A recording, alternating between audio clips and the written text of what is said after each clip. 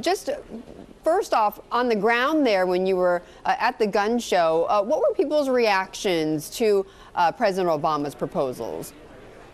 Well, the overall reaction was largely negative, as you might expect, and fairly defensive. However, there's one very fascinating distinction, which is while the gun industry, the makers and marketers of firearms and ammunition, I think are strongly opposed to a so-called assault weapons ban and to limits on magazine capacity, I detected a much more ambivalent and tolerant view toward the idea of universal background checks. I don't think the gun industry itself, apart from the NRA, which is the gun owners' lobby, is going to be strongly opposed to the idea of universal background checks. I keep hearing that as well, Paul. Just describe for me, I mean, for those of us who've not ever been to a gun show, describe for me the process there. I mean, what background checks, if any, are made, or how does that work? Right. Well, first, just to make one quick distinction, the SHOT Show where I've been is not a consumer gun show. No weapons were for sale here. This is manufacturers basically showing their wares to retailers. But at a typical gun show on the weekend at a state fairground, you have two kinds of sellers. You have federally licensed firearm dealers, some of whom may have stores down on Main Street. And they are performing background checks. Anyone who's licensed as a gun dealer must perform background checks at the point of sale on all transactions. But then you also have just other people who are not licensed, who do not hold themselves out as being formally in the business of selling guns, but who as a private citizen are selling guns anyway, and they do not have to perform the background check. They can sell to anybody, no questions asked. So they can sell it, so they're at these gun shows and they can sell to anybody?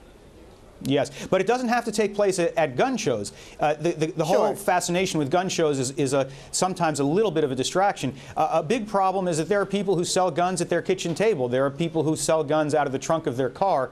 And if they hold themselves out as a so-called private collector, they are not legally obliged at the moment to do anything to check out a person's background. So how could you possibly enforce universal background checks? Well, I mean, the same way you could enforce any criminal law. I mean, crimes are taking place often in secret, out of the public eye, out of the eye of the police. If you have a universal background check rule, that doesn't mean you're going to eliminate the black market overnight. But what it means is that someone will not be able to say that what I'm doing at my kitchen table is perfectly legal. If law enforcement learns that someone is selling guns on a regular basis but without a license and without performing background checks, they can go knock on his door and say, what are you up to? And if it turns out they've been violating the universal background check law, they presumably can be prosecuted. Paul, just on a final note, I mean, you know, we've talked about this together, which is that, you know, the gun lobby is quite strong in Washington, but also owning guns, you know, majority of Americans do support this. So in your view, what do you think outside of the background checks, what could survive from President Obama's proposals?